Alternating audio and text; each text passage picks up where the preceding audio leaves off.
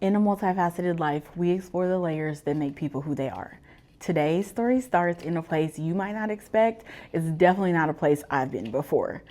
Josh spent the last 8 years as a COO in the private equity world, leading teams and making high level decisions. But this chapter of his life, it begins inside a Pokemon store. What looks playful on the surface is actually deeply intentional. This career shift didn't just change his work, it changed his proximity to his wife, to his kids, to what he prioritizes in this season of his life. After work, he heads to the gym, not just as a varsity basketball coach, but as a dad coaching his own son. He's been married for 21 years, he's a father of three. As we move through his day, you start to see how those roles don't compete, they shape the way he shows up in each space. This is Josh, and this is his multifaceted life.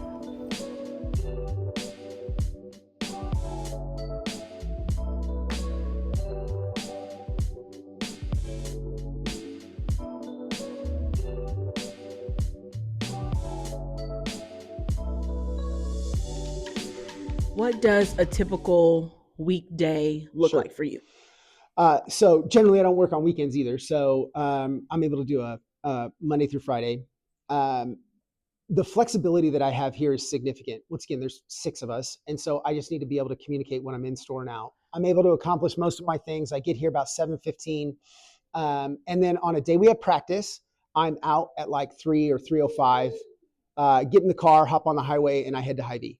I'm at Hy-Vee at like sometimes 3:25 to 3:35. If I've had a longer day at work, I'll sit and chill for a minute in the car, but then grab stuff and get ready for practice. Um, and then practice is 4 to 6, and then we and or sorry, it's 4 to 5:45, and then at 5:45 we end practice. We make sure all the kids have been picked up from practice, and then we get home around 6:20, 6:30, and then it's the decision as to what we're going to have for supper. We usually don't have it made before time, but we try to do something low maintenance, and then around 6:45 to 7 we'll eat. And then it's time to start putting the youngest to bed. And then after that, it's making sure homework is done for the others, making sure they're getting to bed. And then around 9 o'clock, things start to taper off for Heidi and I to be able to. Around 9 o'clock is about the time where Heidi and I can start talking about our day to each other. Even though we're around each other at practice and we're around each other making supper, that's like the first focus time we can get with each other. So.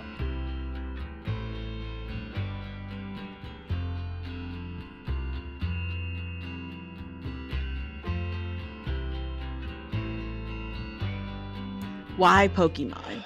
Uh, Great question. Has nothing to do with Pokemon at all. For the past 20-ish years, I've been working in an environment that was necessity based, not something that I was excited about.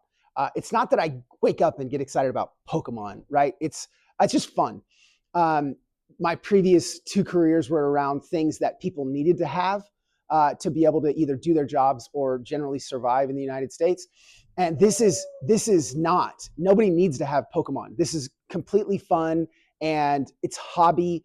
And so in that, the experience that I have being in corporate and having 20 years there and the business practices that I know are not generally being applied in this environment. So there's an opportunity for you to use my unique skill set to uh, apply and be in this hobby at a real high level and do things here that I've done in previous places with a whole different clientele, with a whole different product. And additionally, I think the main thing is at my previous job, my kids never begged me to come to work with them.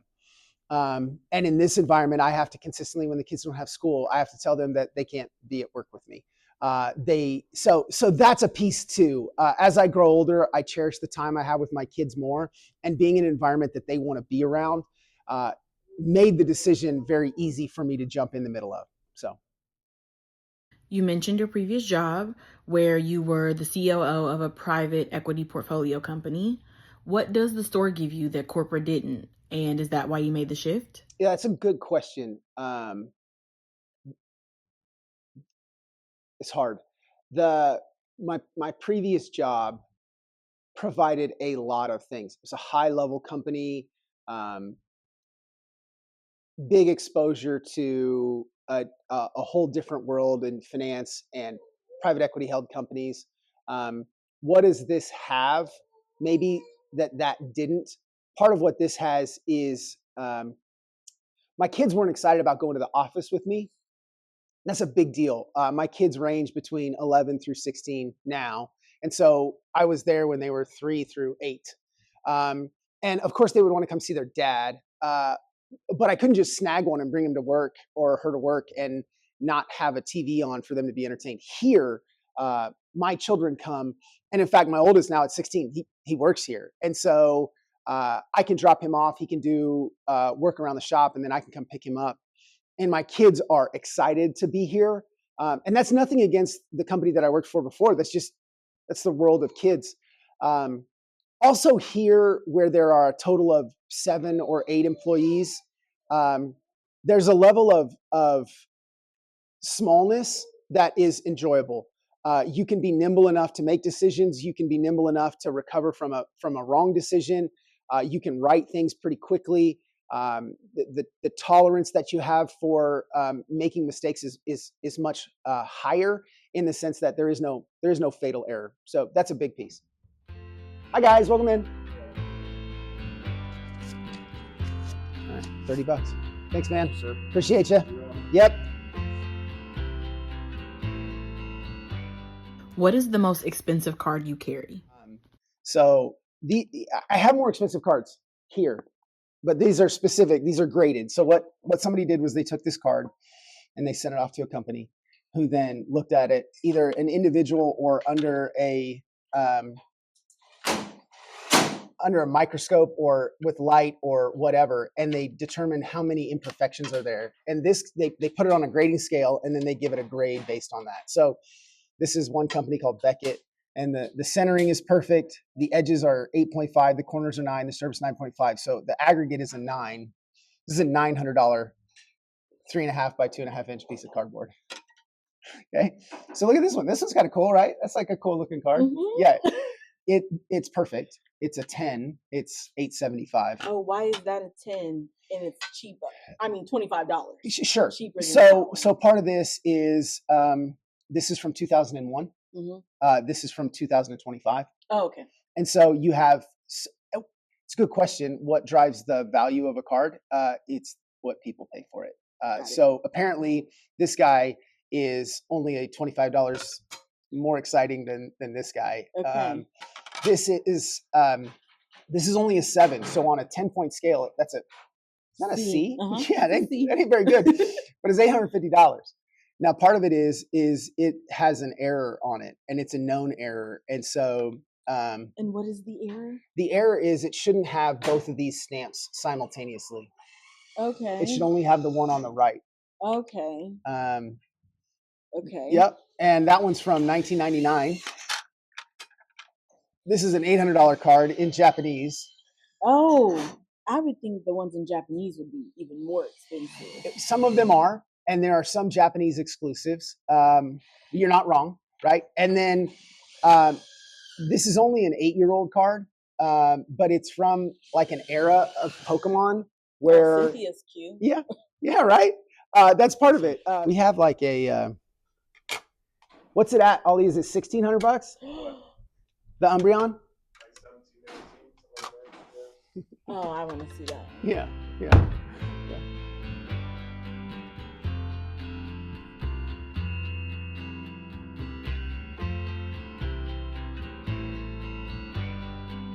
We have this card. Yeah, it's $2,000. $2,000. Yeah, we got 3 of them. 3 $2,000 cards. Yeah, here's a $700 card too. So we'll start with that one. So that's a $690 card, and then that one. It's kind of crazy, huh? And so this is a set from, I want to say 2019-ish. No, this is way older than that. This is like 2015, 2016. This is $3,500. You hold it? Get out of here. $3,450.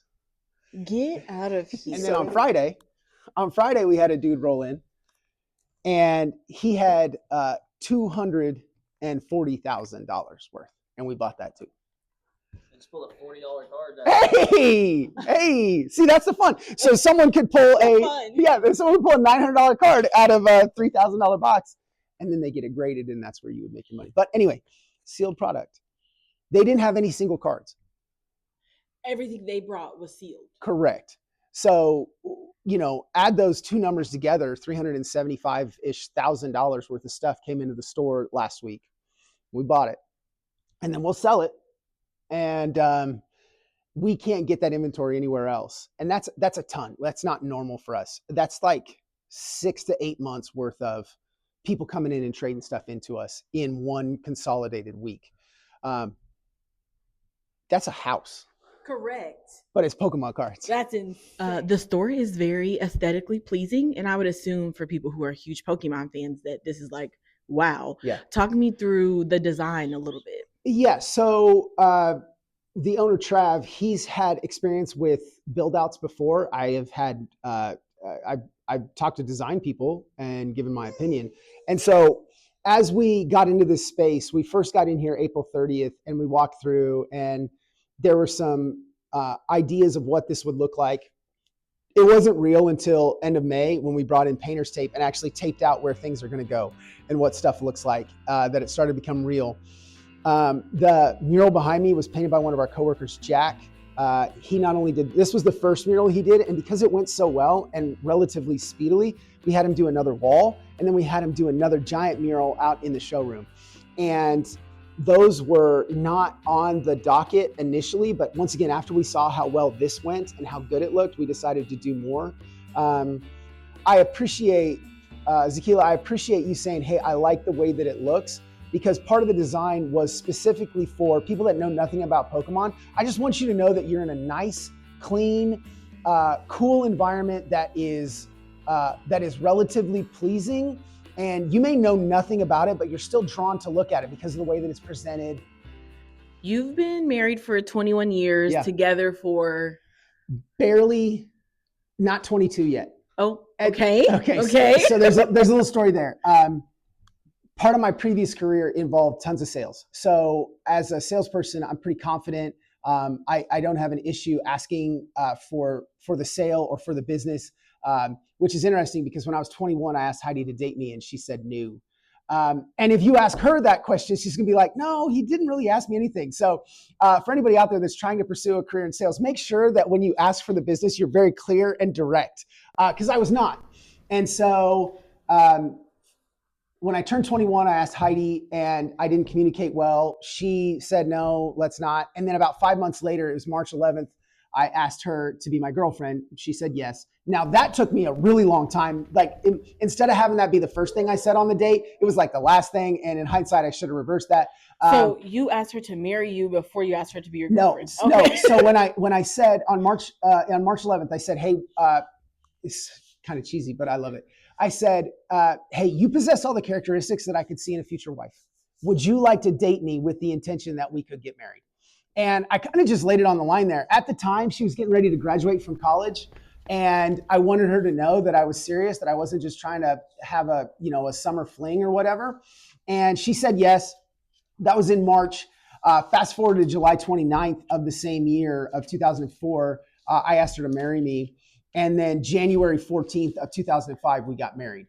And so the reasoning behind that was she had graduated from college that summer and was getting ready to move to Kansas City. And I was still in school in Manhattan. And I was like, we ain't doing long distance. So I just put a ring on it and she stuck around and got a job. And then we got married in January. So we were engaged longer than we dated.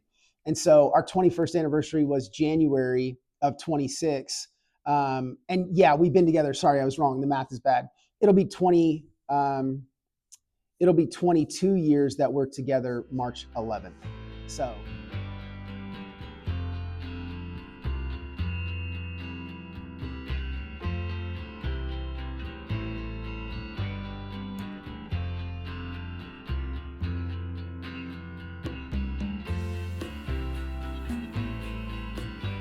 When did you know it was time to transition careers? This is the fourth career I've had since I graduated college. So that's roughly 22 years. Not this one, but the one before. There's a phone call I made to Heidi where I thought that the direction that the business was going didn't make sense to me. And I didn't have any, what they would say in the world, I didn't have any quant for it. I didn't have any quantitative reasons why. It was purely qualitative. It was purely a gut feeling. And within about 6 months, my feeling was validated and I looked for a job elsewhere. Okay, that was 3 jobs ago. The career change here was I had felt an inability to impact change at my current job for a moment. I don't know if the time frame was weeks or months, but it was for a long time. And I felt I was meeting with a mentor, and one of the things that he was communicating back to me was, hey, you need to tell your wife that she needs to know what the line is to be able to look at you and say, hey, no more, because I was bringing work home with me. There was some stress and things. And so if I acted a specific way, I told Heidi, hey, here's the line. You need to press eject for me if I can't do it on my own. We never got there, but having that conversation was pretty eye-opening to, man, this just, I need something. I want to be able to do something different. One of the difficulties that I've faced, though, is my number one job is to provide for my family. What I do is irrelevant to what is required. And so trying to be able to provide the education that I want to for my kids, trying to be able to provide house and food and things for my family is of utmost importance. And so I tried to find, for probably the better part of a year, what I wanted to go do. And I made this mention, I think off camera, Z, which is I still don't know what I want to be when I grow up. And I'm to a lot of people, I'm already grown up. I've grown old. I have not grown up. That's a distinction. And a lot of people would validate that.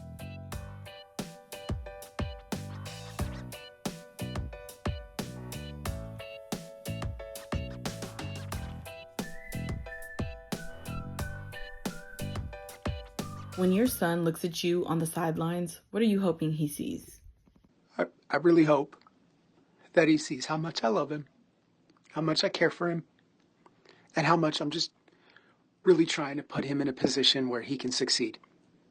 I recognize that there's a danger here of being overbearing and all up in his business, and I hope that he just knows that I have the foresight to recognize that our time together on a daily basis will soon come to an end, and that I just wanted to maximize the time we had together. Have you guys seen the brackets? Do you know who we play? Shawnee Mission Christian. Correct. Okay. So do you guys remember the first time we played them? Do you remember what happened?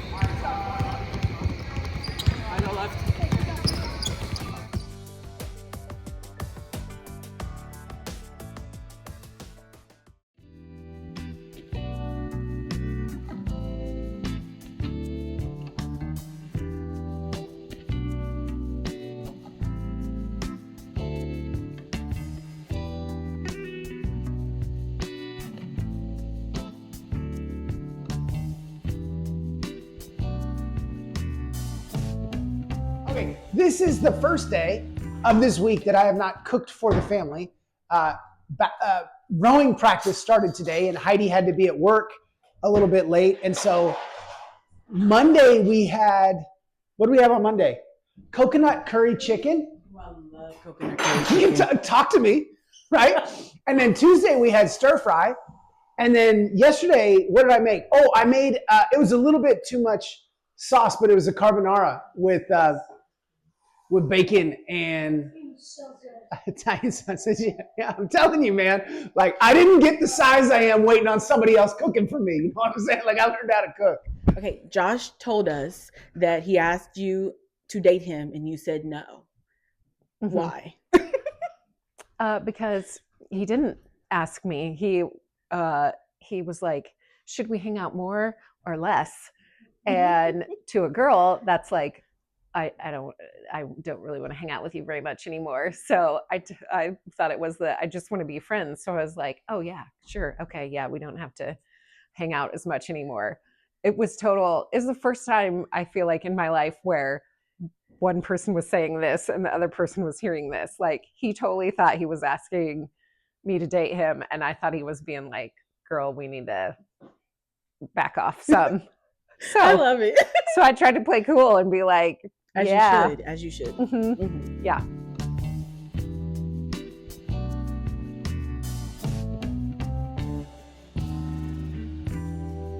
What's it like having your dad coach you?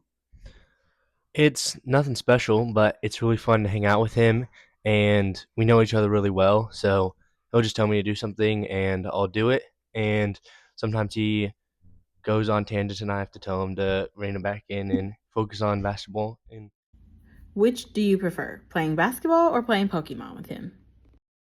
basketball is more Really? fun. Okay. Were you expecting him to say basketball over Pokemon? No, I thought he would have said Pokemon, mostly because Bram's super competitive, and I don't have a really good shot at Pokemon. At basketball, I mean,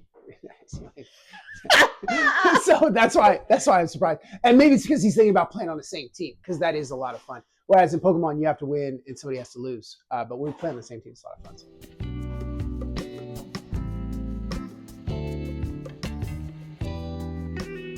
You guys eat dinner together every night? We try to. Yeah, we don't miss dinner very often. The weekends were often like. Yeah, weekends is kind of do your own thing, unless I'm smoking something and not smoking in the smoker. Thank you for the clarification. Yeah, not appreciate it. not the other stuff. To be here, thinks that Ellery was safe in practice and didn't die drowning at Loch Lloyd. Thanks for the boys being able to come home. Thinks that we're able to be together as a family. In your name we pray. Amen.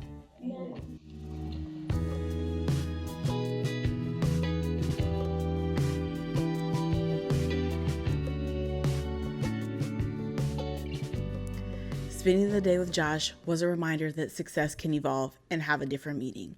The corporate title mattered, the responsibilities mattered, but this season has given him back the important things: time, connection, and presence. We saw it as he moved through his day, from the store to the gym to time at home with his family. We talked about what the Pokemon store has given him that corporate didn't, and what it means to coach his son while redefining success in this season of his life.